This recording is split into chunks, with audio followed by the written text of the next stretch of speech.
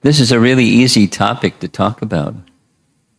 Why is Krishna consciousness attractive? Let me count the ways. Unlimited numbers of ways to count why Krishna consciousness is attractive. There are different places to begin. One nice place to begin is Krishna's name. Krishna's name means the all-attractive. Krish means to attract. Na, I'm not a Sanskrit scholar, but I've heard it so many times. Na is from the root meaning of ananda. So, anandamayo bhyasat, we're attracted to that which is our real nature, and our real nature is to be part and parcel of the supreme ananda, anandamayo bhyasat. So Krishna consciousness is attractive because we want to be happy. And Krishna is that source of all ananda. There's so many nice things to say on this topic. Ishvara Parama Krishna Satchit Ananda Vigraha Anadir Adir Govinda Sarva Karana Karanam. We want happiness. And Krishna is that happiness. Ishvara Parama Krishna Satchit Ananda Vigraha. His form is Sat and Chit and Ananda. Because it looks like these are our regular members, so I'm going to speak something a little different than I was thinking to speak. What does Satchit Ananda mean? Satchit Ananda. You ready? Sat means eternality. Krishna, the form of Krishna is manifest by his Swarup Shakti, or his form is his Swarup Shakti. And his Swarup Shakti, or self-same potency, Swarup Shakti, has three divisions. Internal potency has three divisions. Sandini, Sambit, and Hladini. We'll get to Hladini last. But starting with Sandini, Sandini potency of Krishna's own potency, his own internal spiritual potency, Vishuddha Sattva potency, is Sandini. The Sandini potency of Krishna manifests everything in the spiritual world. The Sandini potency, for example, manifests Krishna's holy Dham. That same Sandini potency manifests his Dham in the material world. Vrindavan Dham, Mathura Dham, Dwaraka Dham, Ayodhya Dham, Jagannath Puri Purushottam Dham, Dwaraka Dham, and all the other Dhams in this world, they're manifest by Krishna's Sandini potency. It not only manifests his Dham, but manifests all the forms within the Dham. All the flowers, and all the birds, and all the cows, and all the rivers, and all the rocks, and all the trees, and all the cowherd boys, and all the gopis. Even Sandini potency manifests Krishna's form. Sandini potency's got everything covered. Sandini. But that's just one part in the sequence of the all-attractive Krishna and Krishna's form, the Sandhini potency. Samvit means that knowledge potency, that which conveys to all those entities knowledge of their eternal relationship with him. The same list the cows and the flowers and the birds and the monkeys and the everything and everything.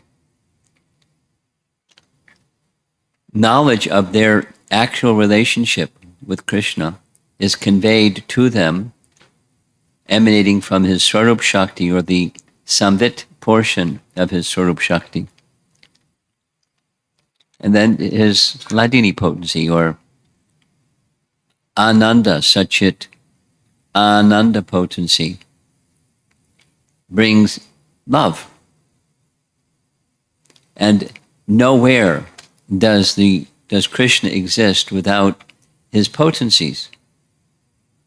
And nowhere does Krishna exist without his spiritual potency, Sat, Chit, and Ananda.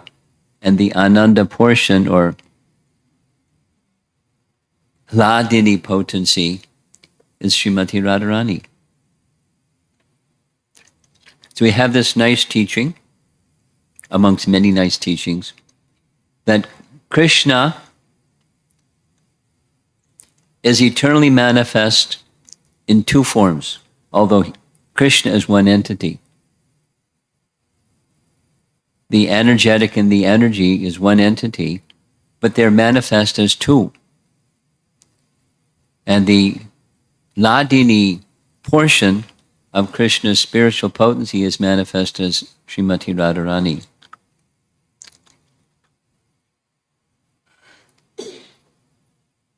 This is taught in Chaitanya Charitamrita and explained very beautifully by Krishnadas Kaviraj.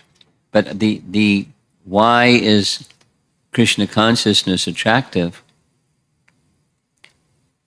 Well, the all-attractive Krishna has all potencies, chief of which is his pleasure potency, or Hladini Shakti.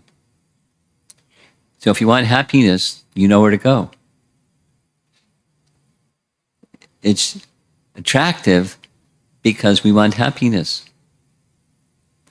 Now there's another whole other angle. That's easy to spend some more time on that topic, but I'm going to shift over to another topic. Why is Krishna consciousness attractive?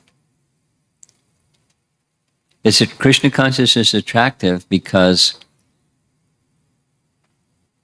Krishna is Bhagavan? And we all know, those of us who have been around for a few days, we know Bhagavan means, Parashara Muni teaches in Vishnu Purana, Bhagavan means he has all opulences in full. And amongst his unlimited opulences, there are 6. And Bhagavan possesses all opulences in full. So Premananda's introduction was, there's so many options out there. Why Krishna consciousness? So people are attracted to opulence.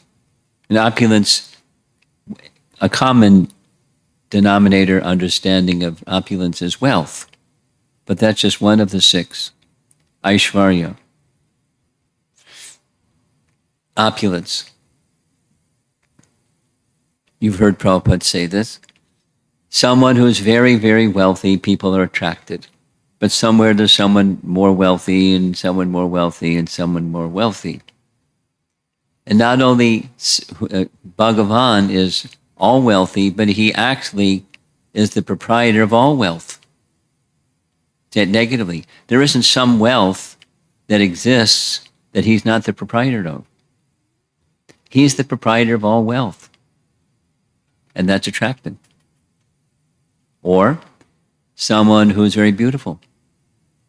And people are attracted to someone very beautiful, and somewhere else someone more beautiful. And who has all beauty? Just in our evening discussion, we're hearing Srila Prabhupada describe the beautiful feature of Krishna. There isn't anyone that equals or surpasses the beautiful feature of Krishna. Now, close your eyes and try to picture the most beautiful thing, and even more beautiful than the most beautiful thing, and more beautiful than that, and more beautiful than that. Krishna is all attractive in his feature of beauty. And then you go through each of the other six opulence, the other four opulences. Someone that is very knowledgeable or very wise, a very learned person. That person's attractive. Who hasn't heard of Albert Einstein?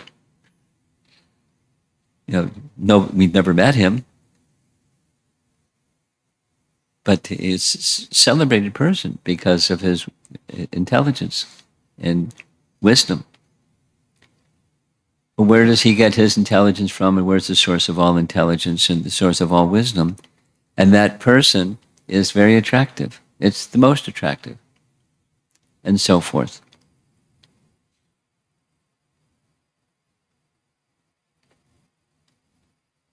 Now, among those features of Bhagavan, because Scripture teaches us that Bhagavan can manifest himself in so many different forms.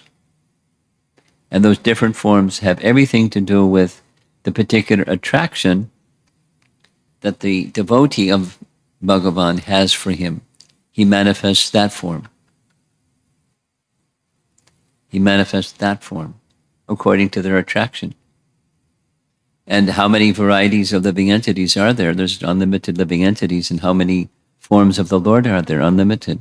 Amongst those unlimited forms of Bhagavan,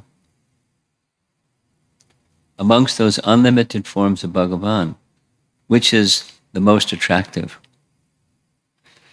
Well, one answer is the source of all forms of Bhagavan. There's one original source of all forms of Bhagavan. And the Srimad Bhagavatam identifies Krishnastu Bhagavan Swayam. Of all the forms of the Lord, Krishna is the original source, and therefore reasonably one can say he is all attractive. One can be attracted to any of the forms of the Lord. Any of the forms of the Lord. I know some nice devotees. They're very attracted to Lord Nrsingadev. I know some very nice devotees. They're very attracted to Lord Ramachandra. And so forth. There are various forms of the Lord that are also attracting their hearts and their minds and their devotion. And those very same devotees know that Krishna is the source of Lord Ramachandra, Rama Dimurti Shukala Niyamena Tishtan, Nana avatar, various avatars. They have their Bhagavan feature and they're very attractive. And Govindam Adi Purusham Tamaham Bhajami. Krishna, Govinda or Krishna is the origin of all. And not only he's attractive because he's the origin of all, and thus anything that exists that's attractive emanates from him, therefore he's all attractive. But there are features of Krishna that are just not even exhibited in his other forms. Now this is a little esoteric, but it's nice to relish the all-attractiveness of the all-attractive. And Rupa Goswami, many of you know, most of everybody here will know, who is Rupa Goswami. And he has identified qualities, Vishishta, or attributes of Krishna. And he's listed, they're unlimited, but there are 64 prominent ones. And amongst even the Vishnu Tattva forms, there are 4 characteristics that even the most exalted amongst the Vishnu Tattva forms don't have. One of them is really nice. There's loving exchanges that exist in Vrindavan with Krishna that just don't exist anywhere else.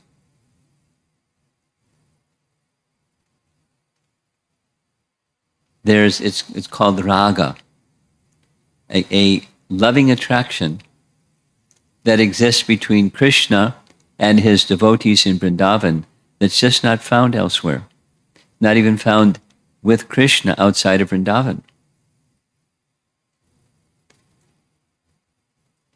I'll say it again.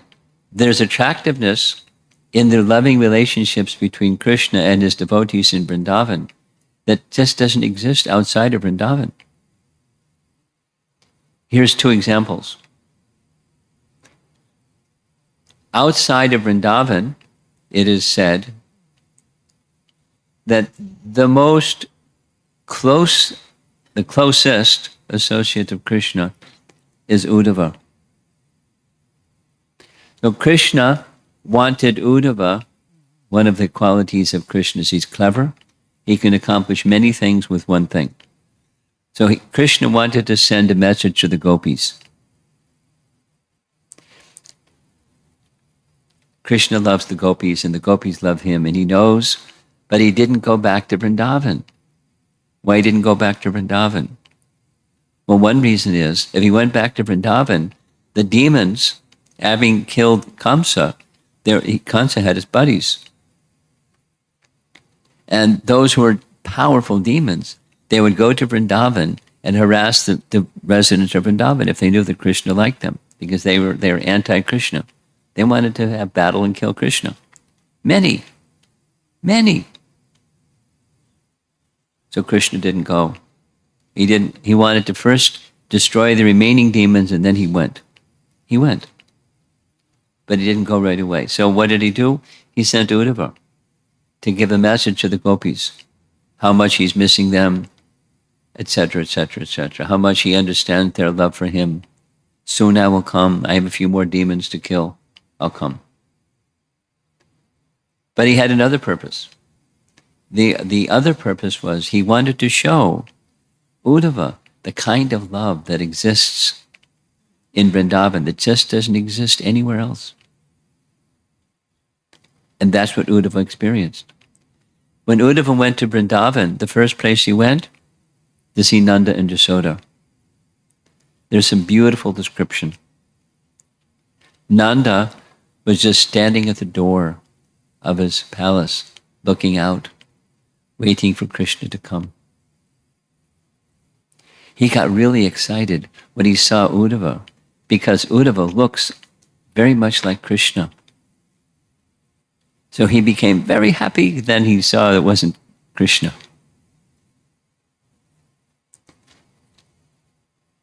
They had some exchange. Uddhava was astounded by the intensity of the love of Nanda. But when he went inside, there was Mother Yasoda just crying and crying and crying, tears pouring from her eyes. She couldn't even see because there was so much tears in her eyes, calling out Krishna's name. He was astounded. After paying his respects to Nanda and Yasoda, he went to see Krishna's cowherd boyfriend, similar. Then he went to see the gopis. He had a letter for the gopis. He had a letter for all the gopis. And he was astounded by the intensity and intimacy of their love for Krishna. At the end, he expresses, he is the most exalted, intimate associate of Krishna outside of Vrindavan. And he was praying, please let me just become a blade of grass in Vrindavan. And then I can, because I would ask for the dust from the feet of the gopis, but they would be embarrassed. I don't want to embarrass them. But if I become a blade of grass in Vrindavan, then some of the dust as they're moving about might touch on my head, and I'll be blessed by the dust from their feet. Pretty amazing. And he went back to Mathura and reported to Krishna his experience. Krishna smiled, because mission accomplished. Uddhava now understood. Outside of Vrindavan, no one has the kind of love and can't understand it, can't fathom it. Akrura said the same thing. Lord Brahma said the same thing. in his prayers. The exaltedness of the resident of Vrindavan is unequaled. And that's just one of these special characteristics that Krishna has that other forms of Bhagavan do not have. Very special. Krishna is all attractive. Here's another reason why Krishna consciousness is all attractive. Srimad Bhagavatam. I don't know about all of you, but I can speak for myself. I'm very attracted to Srimad Bhagavatam.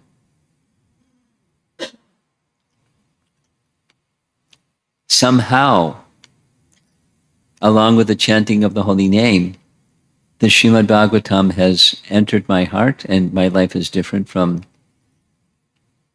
just having Srimad Bhagavatam in my heart. Its message is very powerful, very purifying, very attractive.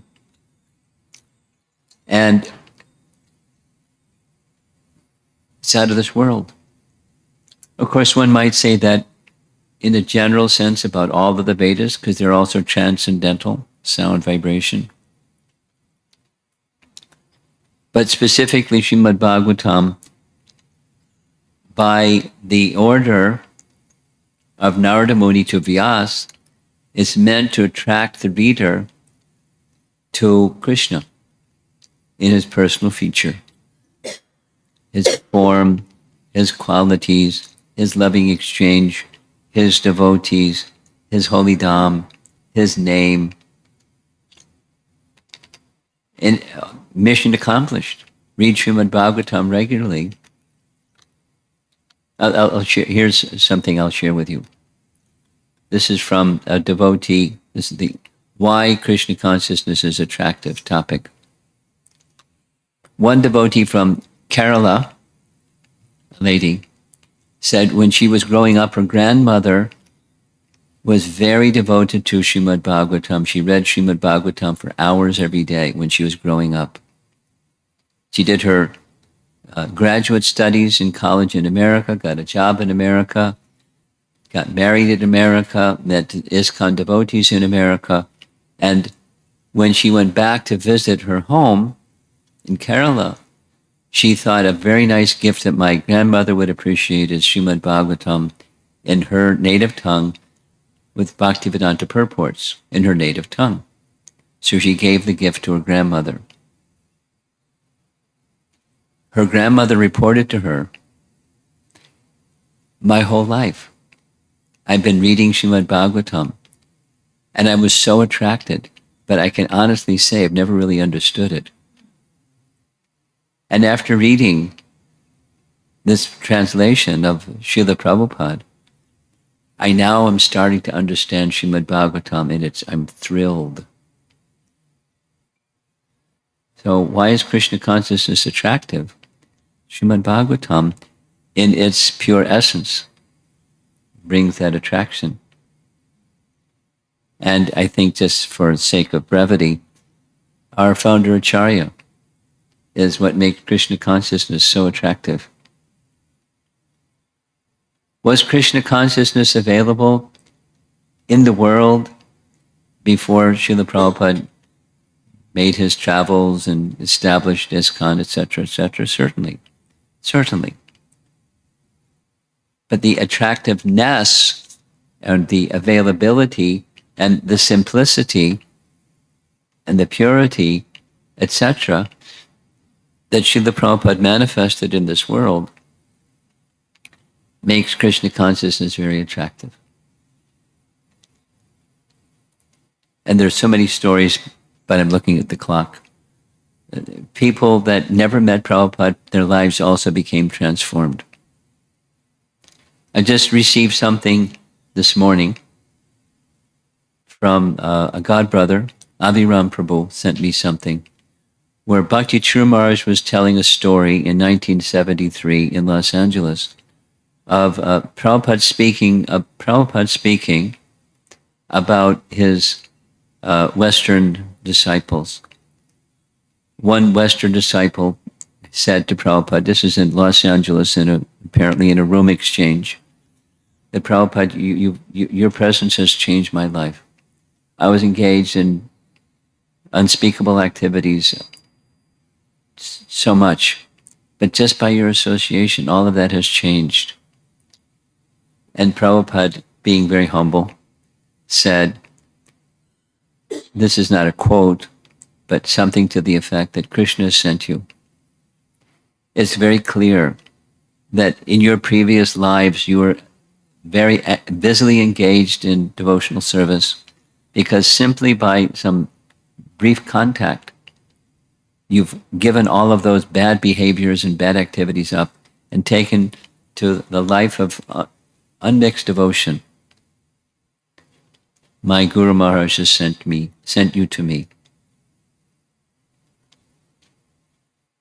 So, a catalyst for transformation is something that's beneficial and very attractive to all of us.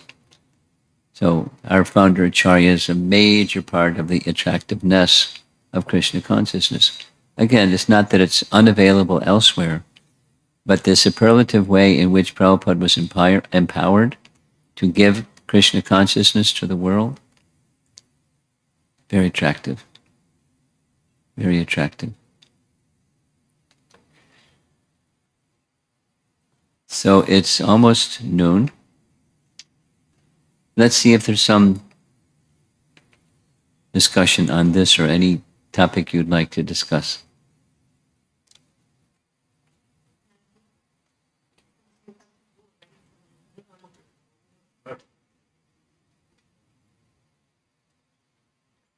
We have a portable microphone in the front here. If somebody wants to discuss something, we can bring the microphone to you.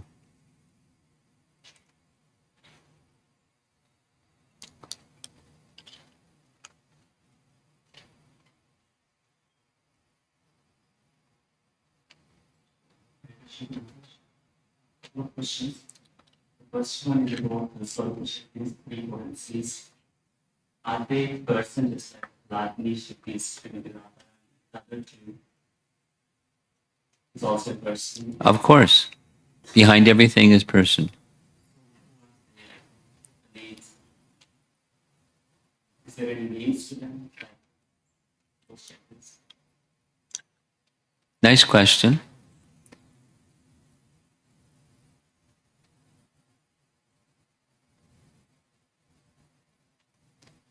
I'm not sure. There must be, but I'm not sure their names or forms. They're Shaktis, so they're in the feminine gender, but their name and form. Nice question. What's the next question? Could you hold it like this, because then I could. Yeah, thank you. Second question is the raga and bhakti or raga attraction, intense love that Gopis showed to Krishna. Yes. So, Yes. And the love that we have in material world between our own family or friends, is that a perverted reflection of that love? Is that true? Yes, that's true. So It's a reflection. To say perverted doesn't sound very complimentary. It's just such a reflection. It's not the real thing. It's the reflection of the real thing. In that sense, it's perverted or distorted. So if that is a reflection or if it's not a real thing. It's a real thing. It's not the original. It's a reflection of the original. So reflections are also real, but they're not substantial. Yes. Okay.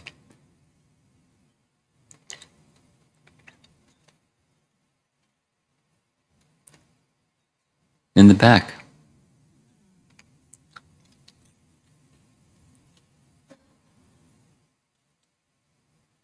Is there any other alternative than the practice of Krishna consciousness in this age of Kali? And if not, why?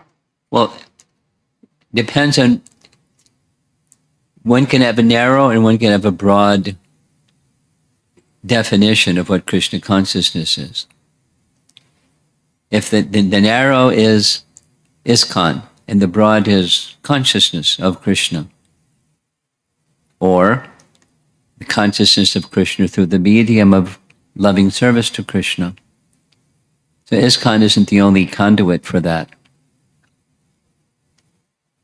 The answer is, if that's the meaning, then the answer is no, it's not the only conduit for loving attraction for Krishna, loving service to Krishna. But the principle of loving service to the Supreme Person, there isn't an alternative. Now, again, Krishna consciousness may mean, let's say, someone may be in a very strong Nrsimha Bhakta, like many such Nrsimha Bhaktas. I know some devotees that just went to Ahovalam, and they sent back some photographs. Wow, beautiful place. And the deities and the pujari. So there's love for that form of the Lord, Nrsimhadev, not only in that place, all over the place. So many. Very deep devotion. So Krishna consciousness does also mean devotion to other forms of the Lord.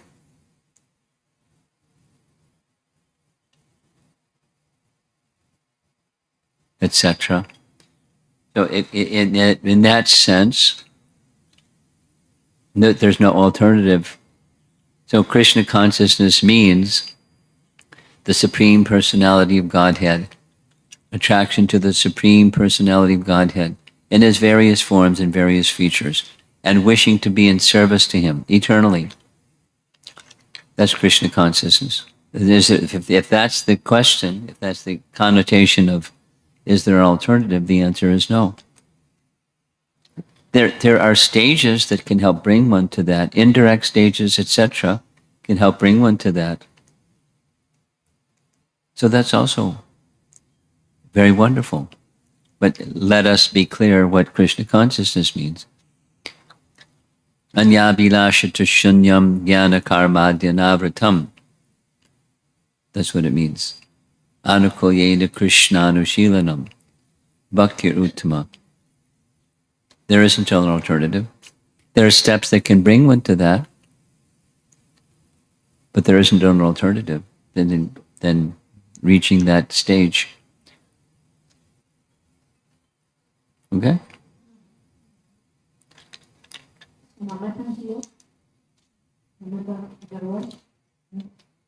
Nanji. Maharaj Nag is one of our committee members. His wife is a Islam devotee. Welcome. Hare Krishna. So, there's always a conflict. So, it's called devotee at home. I come from Pakistan. Totally different system of practice and converge again. How do we bridge that gap? There is meditation, there is yoga, there is Krishna consciousness. In a day-to-day life today, how do we merge all of it? Well, it's not exactly merge, but you honor and respect. Here's my response. There's a goal. And whether the style of reaching the goal looks like this or that, or n number of other options, reaching that goal is where the essence is. So if someone has reached the goal by this spoke or that one or the other one, the hub is where we want to go. So let us respect.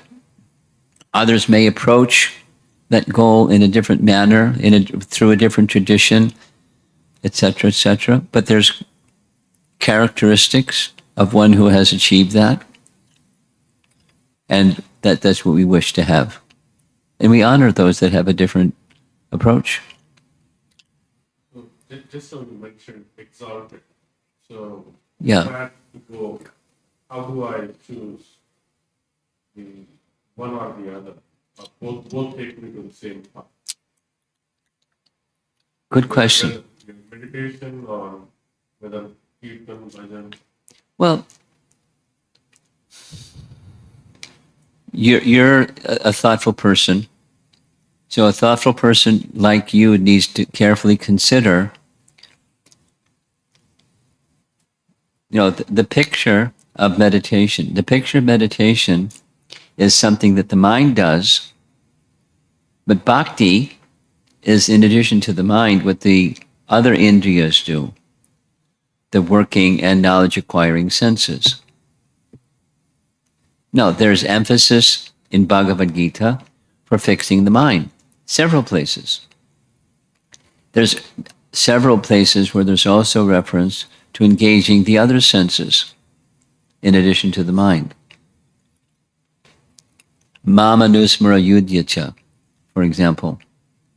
Mam anusmara, always remembering Krishna, fixing the mind on Krishna, and yudhyacha. In Arjun's case, it's yuddha, it's fighting, but engaging your prescribed duty.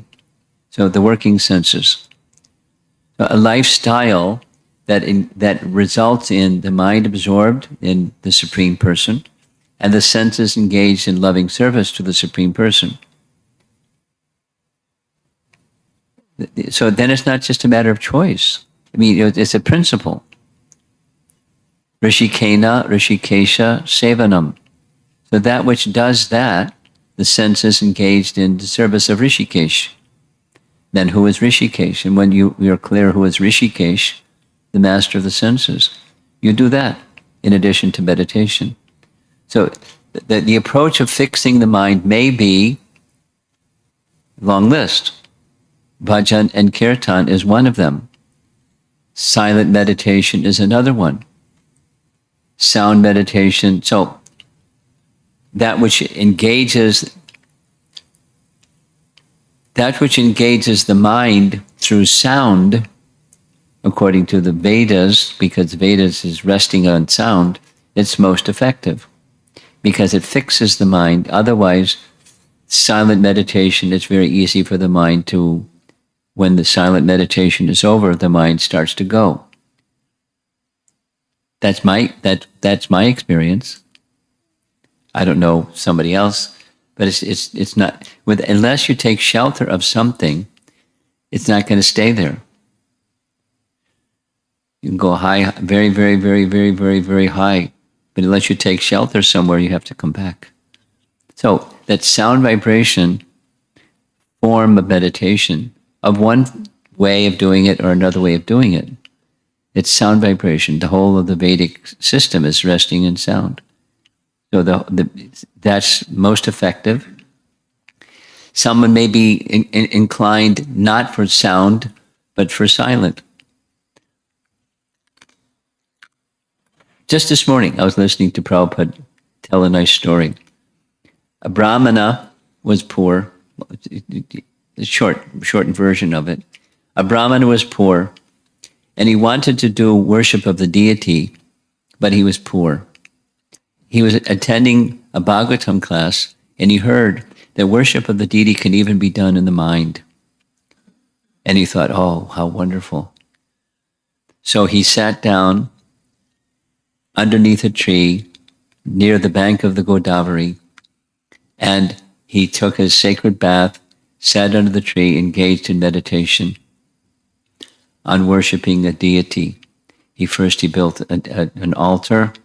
He placed the deity on, step by step by step, all in his meditation. And he began doing this every day. One day, after bathing the deity in the sacred rivers, waters of the sacred rivers in all directions, and dressing the deity and ornamenting the deity and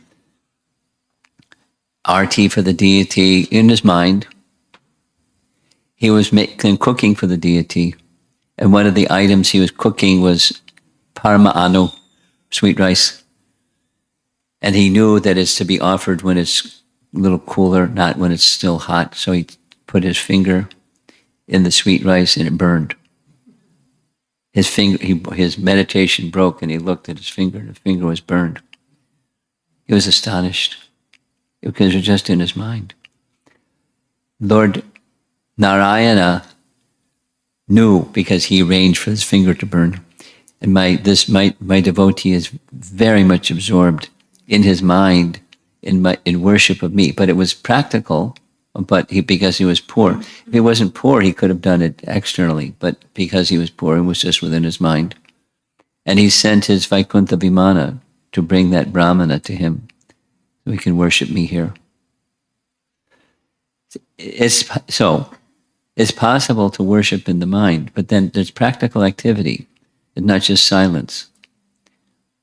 And if one has the asset or facility, if you're not a poor Brahmana, you can use whatever you have. Rishikena Rishikesha Sevanam, in service to the Supreme. So the path doesn't change. It may look like this, or may look like that, or look like something else, but the path doesn't change. There's diversity, but the principle is universal. And anyone that's following such path by this style or that approach or this tradition, fantastic. Now your question is how to select that which brings you to that position. And best is through disciplic succession. That's where tradition comes. Originally from the personality of Godhead. So according to Padma Purana, there are 4 primary disciplic successions, and identifying one of those that resonates and is an unbroken representation of that disciplic succession. That's a good criterion to start with for selecting. And it works. If it works for you, if it brings you to that goal, and it's genuine, it's an authorized, unbroken line, do that. And somebody else is doing something else, and that's just fine. And somebody else is doing another thing, and that's just fine. But for you to select, I'll answer your question in a slightly similar but slightly different way. There was a period of time when the Beatles were into Indian teachings. And John Lennon in particular was a little challenging. So Prabhupada was invited to stay at his Tottenhurst estate, and he and several devotees stayed there. So there's a recorded session, there's a video recording and an audio recording and a transcription. John Lennon kept asking, what makes your translation of Bhagavad Gita the one that I should read? It's a different question, but similar. And his mood was challenging. You know, John Lennon, I'm a big guy. So he said, I've seen so many Bhagavad Gitas and they all say theirs is the best. So how do you know what's the best? He kept asking. Prabhupada gave him simple answers. Finally, the answer was the showstopper. Prabhupada said, if you find someone that their whole life is simply Krishna, Bhagavad Gita is spoken by Krishna, and that person who they serve Krishna, they speak of Krishna, their whole life is simply Krishna, Krishna, Krishna. That's a proper source to hear Bhagavad Gita from. So, like Acharya, one who teaches by his example, their whole life is immersed. Whole life. So I invite you, for example, study the life of Prabhupada. There's ample biographical information about his life. And you see if you find anything other than Krishna there. There's a gentleman, a Bombay businessman who later became Prabhupada's disciple. But when he was a businessman, he's interviewed saying, as a businessman, one of the things that businessmen do is they want to see where's the weakness of the other person. So I tested. Maybe he's greedy, maybe he's proud, maybe he wants money, maybe this, maybe that. And I tested him, and I found he has no weakness. I was astonished. I've never met a person who has no weakness. And therefore I've given my life to him. So, Prabhupada isn't present for you to personally examine, but you can read his books and hear of those who have taken his full shelter, and through disciplic succession. And that's an option to consider. Whether something that's pristine and pure, that's safe. Mm.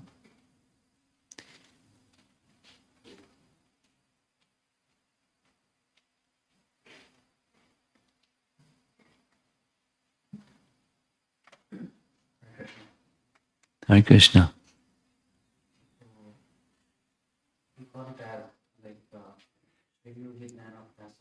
Can you hold it just like this? Because you hold it down. Yeah, out. That's much better. Much better. We have intelligence and we have knowledge. So we always consider intelligence. But renunciation of a work.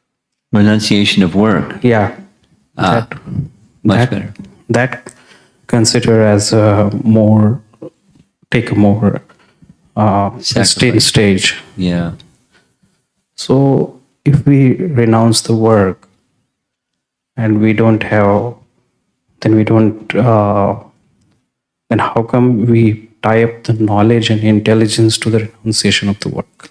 Well, the advice that Krishna gives is not to renounce work. I see. The advice that Krishna gives is to renounce the fruits of work, karma phala tyag.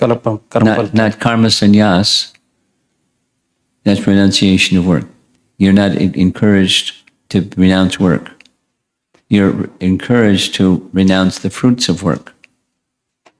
Karma phala tyag. And how is that done? You offer the result to the Supreme. Like offering palmfuls of Ganges to the Ganges. You offer the results to the Supreme. That's karma yoga. And then when you go a step further, just besides renouncing the results of the work, while continue to work, you offer the results to the Supreme. So here comes the results of my work. Let me consider carefully how to best offer this to the source of everything, from which my ability to work, the resources with which I work, the body to work, the intelligence, energy, etc., etc. Let me consider carefully how I can offer the results. And it can start with, increments, just something. Some percentage of the fruits of my work I offer to the Supreme. And then as bhakti or as attachment to the Supreme grows, then it doesn't mean that you have a lesser bank balance. It just means every consideration of fruits is directed towards the Supreme, the service of the Supreme. She's very enthusiastic. No. It's okay. Yep. Yeah. Okay. Does that help? Yep. Okay. Arjun wanted to renounce his work. Krishna said, no. Renounce the fruits of your work, but not renounce your work. He wanted to go off to leave the battlefield and go live in a cave somewhere in a mountain and live a life of renunciate. You don't have the adhikar. Arjun, you're a warrior. Do your work. And somebody else, whatever their propensity is, they do that. Somebody's a carpenter, somebody's an IT guy, somebody's a cook, somebody's a whatever, a business person, somebody's a something.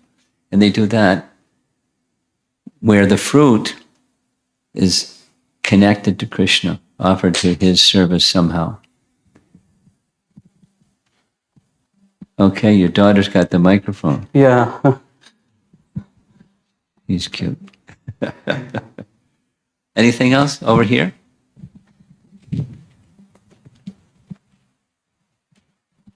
Hare Krishna, Prabhuji.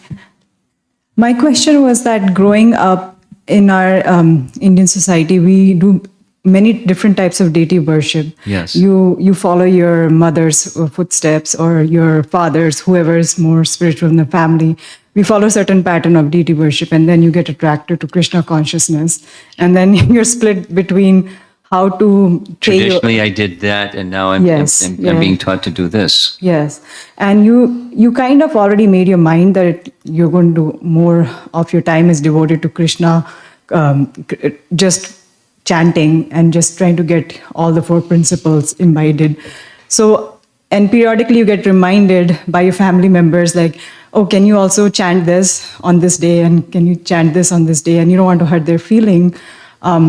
But you don't have the time because you're putting all your energy into Krishna. So is it okay to settle it for good that God will take care of it? Krishna? You put me in a bind here. And my standard answer for something like this is, it depends. Meaning, there's you, and there's the expectations of others upon you, and you know how much, if you place your faith in, you know, sarvadharmam parityaja mamekam sharanam praja. You know the verse, right? 1866 Bhagavad Gita. Mamekam sharanam praja. Mamekam. So if your question is it okay to just follow Mamekam Sharanam? And then Sarva Dharmam Parityaja. Sarva Dharmam Parityaja. Abandon Parityaja. Is it okay? And the answer is okay. And then you have, you know, feelings of other relatives or family members or whoever that has expectations. So then you or any one of us may have to negotiate that. And with a smile, whatever you choose, you're giving yourself to Krishna. It's similar to, you know, his question. It's you. If you're going to do something, then you do that with the understanding that this is for the pleasure of Krishna. Not just this is to pacify a family member that is casting or directing their expectations upon me. So you may do something, you may not do something. Let the consciousness be that it's for Krishna that you're doing. And if you're in that consciousness, Krishna will help you. Krishna will give you intelligence. Krishna will give you strength. Krishna will give you wisdom.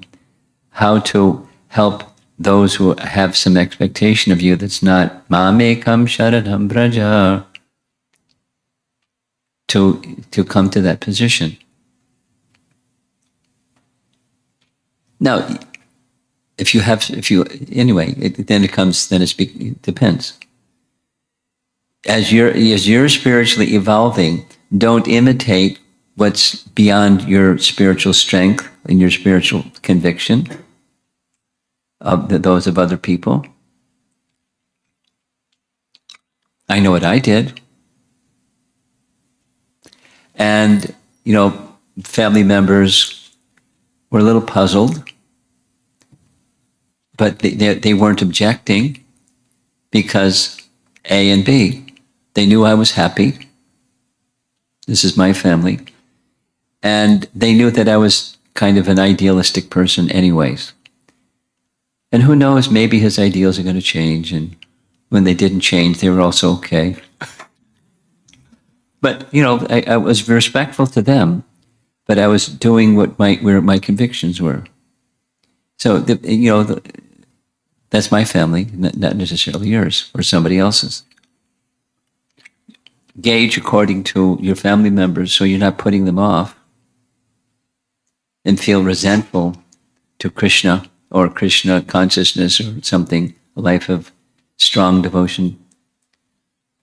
Yeah, gauge that. But even when you're gauging that, Krishna should be pleased. Let that be the ballast that keeps you going forward in the right direction and not tilting this too far this way or too far that way. Everything is meant for Krishna's pleasure, and decisions like this included. And one more thing is like, is it okay to think and pray to Krishna that they also change their way and approach him eventually? Like sometimes you want to. You can pray like that, but you should also be very respectful if they don't.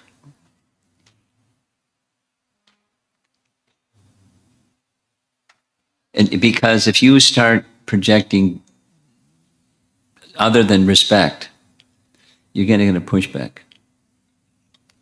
If you're projecting respect, because genuinely you respect, here's a spirit soul, and they're on a trajectory, and let me be a positive influence, including prayer, but also not being judgmental or not accepting, being respectful. They're on their journey. Who knows what's back there? Lifetimes worth of stuff that's back there that's moving them in the way that they're moving. Let me be respectful. And at the same time, that would be an instrument of Krishna to attract them to Krishna. Pray for that. Pray for Krishna to be Krishna's instrument to attract them to Krishna somehow.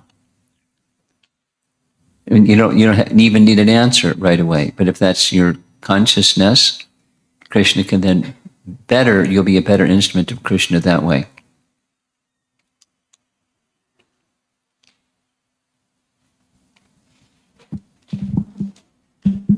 It's delicate, but especially when it comes to family members, very delicate. Yes. Hi, Hare Krishna.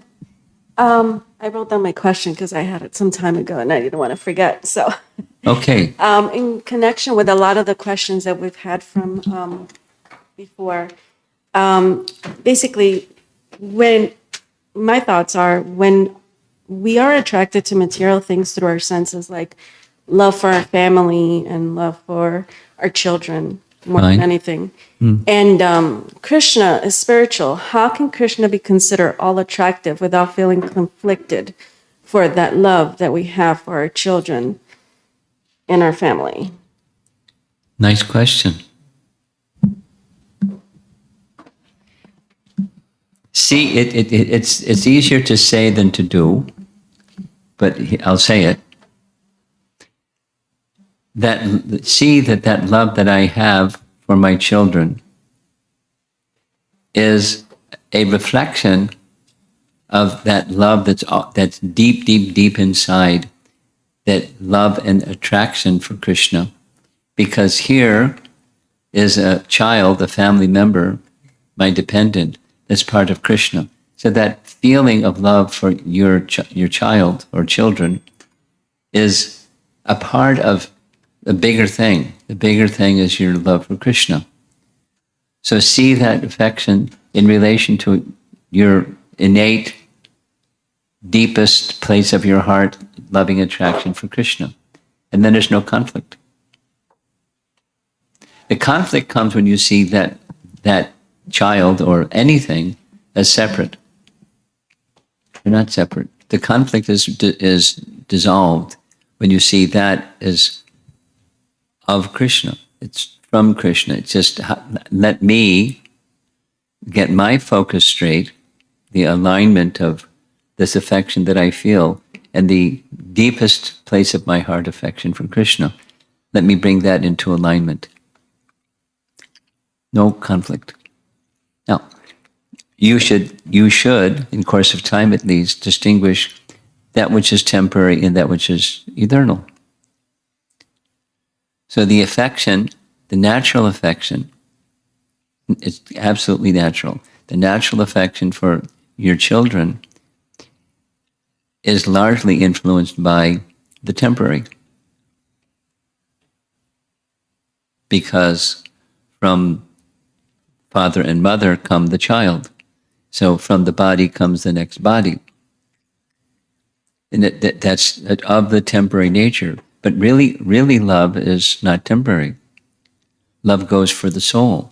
And the soul is what's the animating force within the child and within you and within life.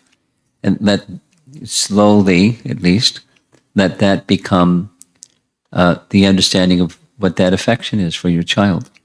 It's the spirit soul, the life that's within. It doesn't negate the affection that you feel for taking care of their needs, for hunger and clothing and all those things that are natural in a warm relationship. The affective part, that's the part of the holistic picture of caring for someone. But keep track. Try to gradually evolve the understanding of who you are and who they are as a spiritual entity, eternal. And you're part of their life for some period of time, the soul's journey. So you align those feelings with eternal reality. And then there isn't conflict or a sense of guilt or some kind of disconnection. Spiritual connection makes the difference. Okay. I see it's 12:30. Premananda, what do you think? We can take one more question. Today's program, it was specially arranged like a shorter class and more interactive discussion. I see that this is fantastic. It is going very well. We could go on. It looks like that, there is no end. So we'll take one last question, and today's program includes at least half an hour kirtan and followed by very nice prasadam. So if anyone has anything in addition that you need to know from His Holiness Ramapad Swami Maharaj, you can send it to us.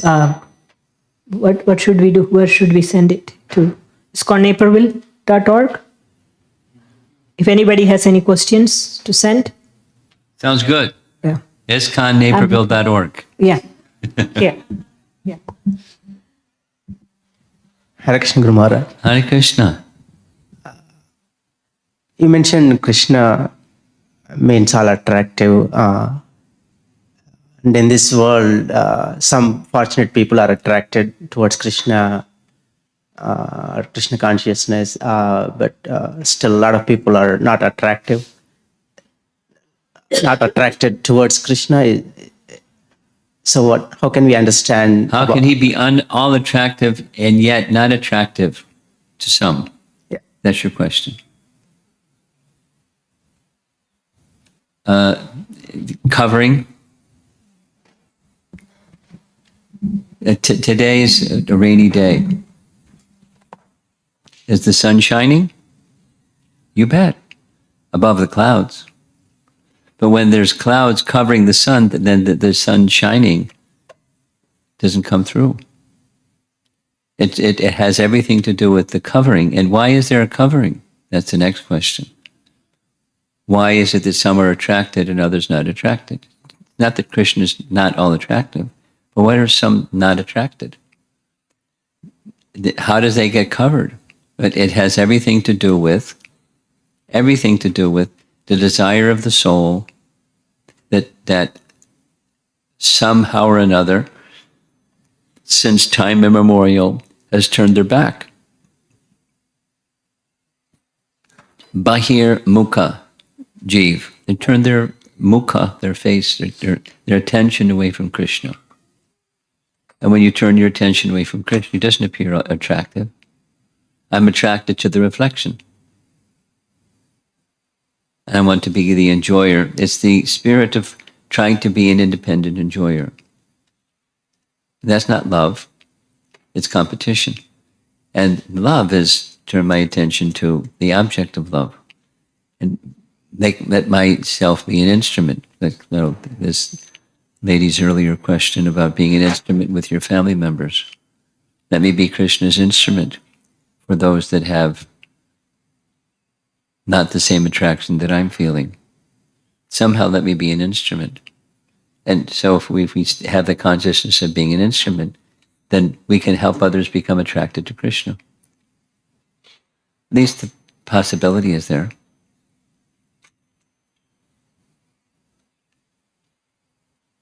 Okay. So let us move on to the kirtan.